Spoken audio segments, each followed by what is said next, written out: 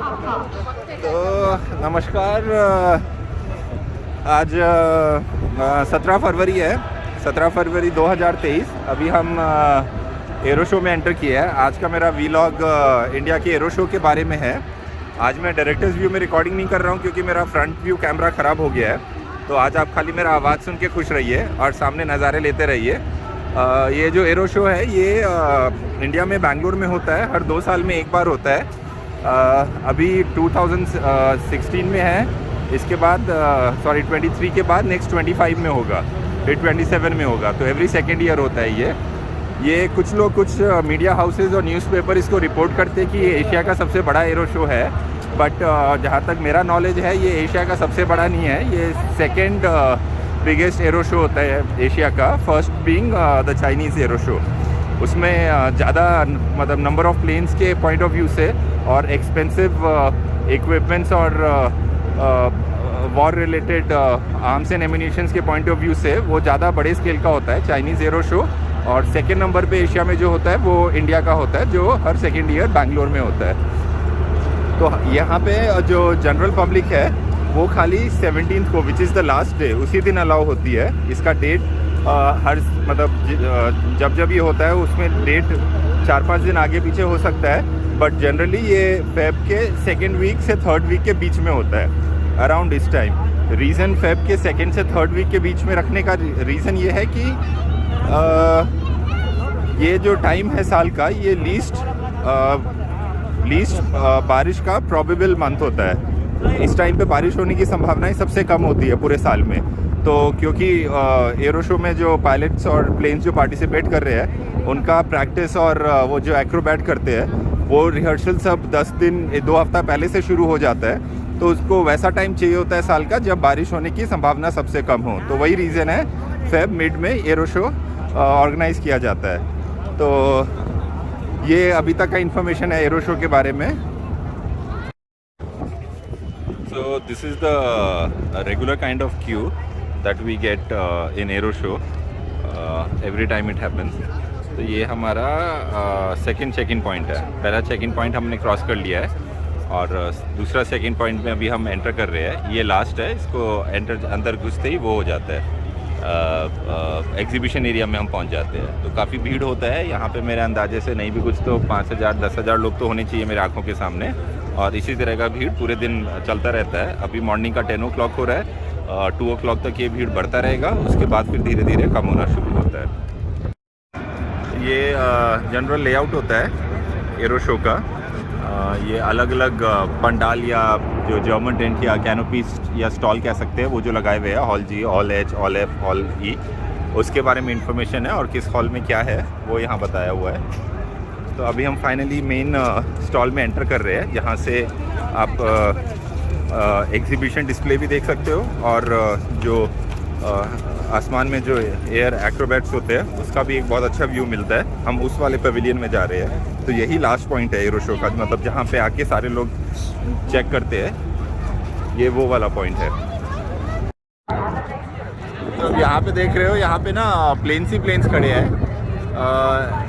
LA 522, उसके बाद BS-011, उसके बाद फिर कुछ दूसरा फाइटर जेट है, उसके आगे कुछ और फाइटर जेट है, उसके पीछे अपना वो एयरफोर्स का कार्गो वाला प्लेन है, उस साइड में कुछ है।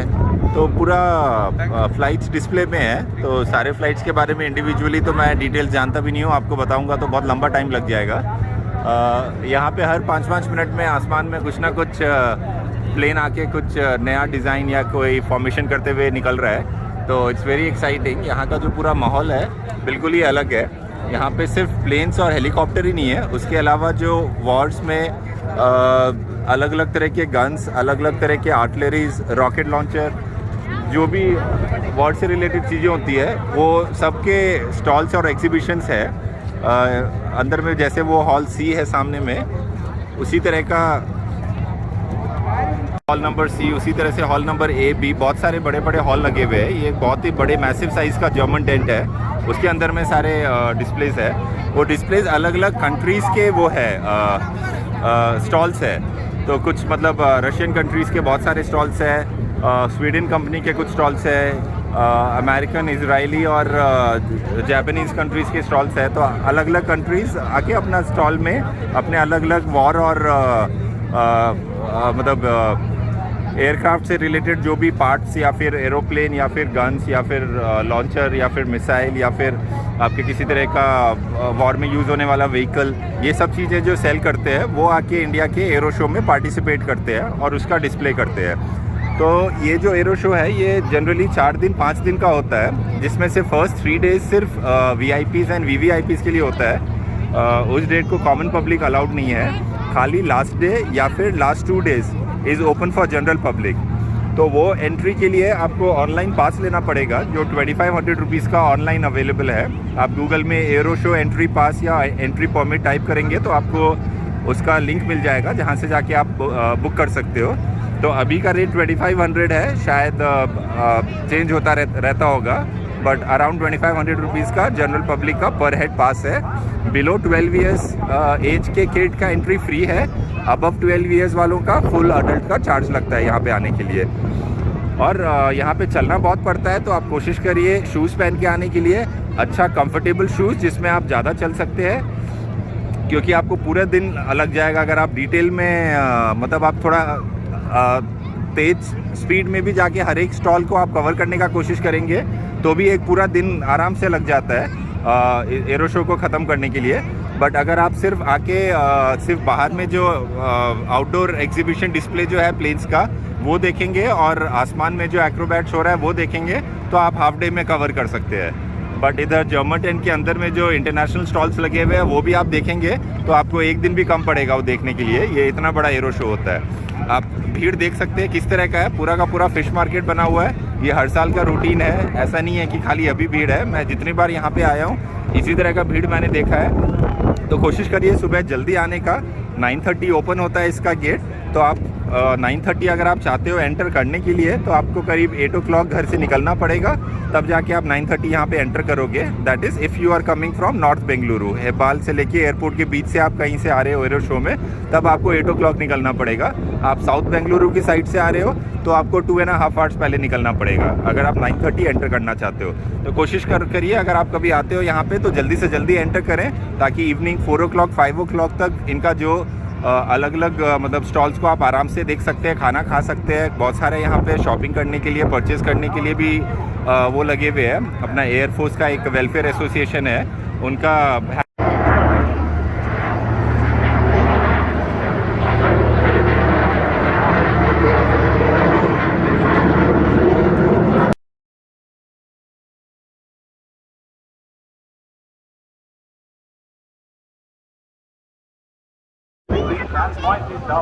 अपाचे के बारे में आपने ज़रूर सुना होगा। बहुत ही सुंदर हेलीकॉप्टर है, अमेरिकन मेड है। तो ये अपाचे है, काफ़ी पास से मेरे को देखने को मिल रहा है आज। ये आपके दूसरे नेवी के हेलीकॉप्टर है, इसका नाम ALH MK3 है। नेवी और एयरफोर्स में अलग अलग डिज़ाइन के हेलीकॉप्टर्स इसीलिए यूज़ करते हैं क्योंकि नेवी में वैसा एक स्पेसिफिकेशन चाहिए होता है हेलीकॉप्टर का, जिसका फ्यूल एफिशिएंसी कम होने से भी चलेगा, क्योंकि वो हमेशा इसके पास में रहता है, एयरक्राफ्ट कैरियर के पास में रहता है। हाउएवर जो ज़्यादा स्ट्रॉन्ग विंड को होल्ड कर सके, हवा में उसका बैलेंस नहीं ख़राब हो, उस तरह के अलग अलग स्पेसिफिकेशंस होते हैं जो नेवी के हेलीकॉप्टर को चाहिए होता है। तो ये आपका एक नेवी का हेलीकॉप्टर है, वो एक नॉर्मल सिविल हेलीकॉप्टर है। उसके उस साइड में फिर अलग अलग तरह के छोटे मिनी प्लेन सब है, तो मैं आपको और दिखाते रहता हूँ। तो नेक्स्ट डिटेल जो मैं आपको बता रहा था एरो शो के बारे में, यहाँ पे पार्किंग से जहाँ पे आप पार्क करेंगे उसको गेट नंबर 5 कहते हैं, वो जनरल विजिटर का पार्किंग है। वो पार्किंग से आपको इधर एग्जीबिशन स्टॉल तक, जहाँ पे प्लेन्स वगैरह डिस्प्ले में लगे हुए हैं, ये जो आप मेरे पीछे देख रहे हो, यहाँ तक वॉक करके आने के लिए आपको पहले एक छोटा सा मिनी बस रूट लेना पड़ता है, जो गवर्नमेंट के बसेस है, वो पार्किंग गेट नंबर 5 से चल रहा होता है। वो बस जहाँ पे आपको ड्रॉप करेगा, उसके बाद आपको वॉक करके रोड क्रॉस करके, मतलब अंडरपास के थ्रू रोड क्रॉस करना है, और उसके बाद आप एग्जीबिशन एरिया में आते हैं। तो this is almost good 45 minutes walk मैं बोलूँगा, 40 मिनट्स तो होगा कम से कम। तो उतना टाइम आपको वॉक करके फिर यहाँ पे आना है। तो इसीलिए मैंने बोला था कि आप कंफर्टेबल शूज़ पहन के आइएगा जब भी यहाँ पे आएंगे, क्योंकि काफ़ी वॉकिंग है। प्लस कोई डार्क ग्लासेस ज़रूर पहनना, क्योंकि सनलाइट काफ़ी ब्राइट होता है इस टाइम पे, और दिन के टाइम और आफ्टरनून के टाइम में आपको अगर अच्छे पिक्चर्स चाहिए तो आप एक ब्लैक गॉगल्स पहनेंगे तो आपके eyes will remain cool and comfortable. अभी हम जैसे जैसे मैं आपसे बात कर रहा हूँ, हर 3 मिनट 4 मिनट में एक एक प्लेन इधर आसमान में जा रहा है, और उसकी आवाज़ की वजह से मैं ये वीडियो ब्लॉग बना नहीं पा रहा हूँ। तो जैसे जैसे बीच में गैप हो रहा है वैसे वैसे मैं क्विकली कैमरा ऑन करके आपको रिकॉर्ड करके बता रहा हूँ। तो ये अभी मैं जिस पॉइंट में खड़ा हूँ, ये लास्ट मेरे सामने में ये रनवे है। यही रनवे है जहाँ से सारे के सारे फाइटर जेट्स ना जो आसमान में एक्रोबैट्स करते हैं वो यहाँ से टेक ऑफ और लैंडिंग करते हैं। तो this is the last point where you will reach walk करते करते। यहाँ तक आने के बीच में आपको बहुत सारे स्टॉल्स मिलेंगे, बहुत सारे प्लेन्स एंड हेलीकॉप्टर्स डिस्प्ले में मिलेंगे, शॉपिंग एरिया है, फूड कोर्ट है, वो सब क्रॉस करते करते this is the dead point. तो वहाँ पे उस तरफ अगर आप देखेंगे वो क्या कहते हैं उसको, किरण कुछ नाम है, हमारे इंडिया के जो एक्रोबैट प्लेन से राज किरण आई थिंक उसका नाम है, वो रेड कलर में है, वो वहाँ पे पार्क किए हुए हैं। और उस साइड में हमारे हेलीकॉप्टर्स पार्क किए हुए हैं, बीच बीच में फाइटर जेट पार्क किए हुए हैं। वो मुझे पता नहीं है कैमरा से कैप्चर हो रहा है कि नहीं, but with your naked eyes you can see planes ही प्लेन्स ऑल अराउंड ना। तो एक बहुत अच्छा फीलिंग है यहाँ पे आके ना टाइम स्पेंड करने का। 2 साल में एक बार अगर आप बैंगलोर में है, या फिर अगर आप मैनेज कर सकते हैं बैंगलोर ट्रैवल करना एरो शो के टाइम पे, तो ज़रूर यहाँ पे आइए। बच्चों को स्पेशली लेके आइए। If you have little once at home, जो 5 साल से 12 साल के एज के बीच में है, वो लोग बहुत एक्साइटेड होंगे यहाँ पे आके फ़ोटो खिंचवा के। इंडियन एयरफोर्स के पास, आर्मी के पास क्या क्या इक्विपमेंट्स है, हम कौन से हथियार इस्तेमाल करते हैं, वो सब का लाइव एग्जीबिशन देखने के लिए यही एक प्लेटफॉर्म है। ये आप जनरली किसी एयरफोर्स सेंटर के अंदर में जाके नहीं देख सकते। यहाँ पे एक बार पब्लिक डिस्प्ले होता है, तो आप ज़रूर अपने फैमिली को लाके ये जगह दिखाइए। सबका मन बहुत खुश होगा, आपको बहुत अच्छी जानकारी मिलेगी हमारा इंडिया कितना प्रिपेयर्ड है वॉर्स के लिए, बैटल्स के लिए, हमारे पास क्या क्या सामान है, किस स्केल का सामान है। तो सब कुछ आपको यहाँ पे मिलेगा। तो अपने फैमिली के साथ ज़रूर आइए यहाँ पे।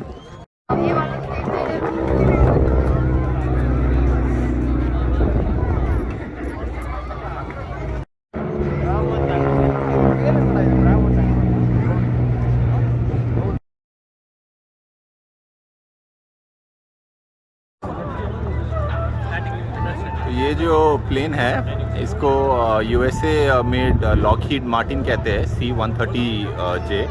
काफ़ी ह्यूज है, काफ़ी ग्रैंड है। ये हैवी आर्टिलरी और ज़्यादा सामान जब कहीं पे लेके जाना पड़ता है, या फिर ज़्यादा मैन पावर या सोल्जर लेके जाने पड़ते हैं, उस टाइम पे यूज़ होता है ये। इसका आप साइज़ देखेंगे, काफ़ी बड़ा साइज़ है। US मेड प्लेन है, रोल्स रॉयस का इंजन इसमें लगा हुआ है। इंडियन आर्मी, इंडियन एयरफोर्स से USA से परचेज़ करती है इस प्लेन को।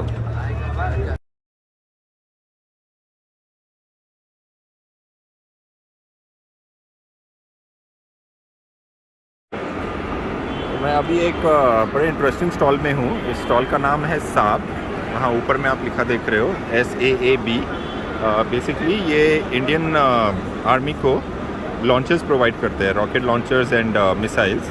तो ये अलग अलग मिसाइल लॉन्चर्स के गन हैं। And then we have these ammunitions. तो ये अलग अलग एम्यूनिशंस डिफरेंट पर्पसेस के लिए है। जैसे आप ये फ़ोटो में देख रहे हो, the person who is carrying this, वो यही चीज़ है।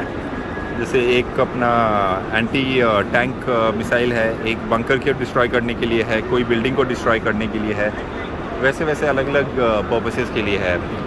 मेरे को इस स्टॉल में एक्सेस इसीलिए मिला है क्योंकि मेरे जो जीजू है वो इस कंपनी के लिए काम करते हैं। इस कंपनी का नाम साब मैंने बताया है, तो इसीलिए मेरे को इस स्टॉल के अंदर में एक्सेस मिला है। बट अदरवाइज़ आप बाहर में देख सकते हो कि किस तरह का भीड़ है। इस तरह के भीड़ में you know it's such a blessing to have somebody from your family ना वर्क फॉर अ कंपनी, जहाँ पे आपको इजी एक्सेस मिल जाता है स्टॉल के अंदर का। ये उनका प्लेन है, ये जो डमी जो लगा हुआ है, इस प्लेन को ग्रिपिन कहते हैं। अभी मैं बाहर जाके आपको ग्रिपिन प्लेन के बारे में और डिटेल में बताऊंगा। उनका एक्चुअल फ़्लाइट का डिस्प्ले बाहर में है, तो उसके पास जाके मैं इस प्लेन के बारे में आपको बताता हूँ कुछ सेकंड्स में। ये हमारा एक दूसरा फाइटर जेट प्लेन है जो इंडिया के पास इस टाइम नहीं है। इसका नाम है ग्रिपिन। ये कंपनी साब नाम से कंपनी बनाती है। तो देखिए ये कितना सुंदर प्लेन है। मेरे को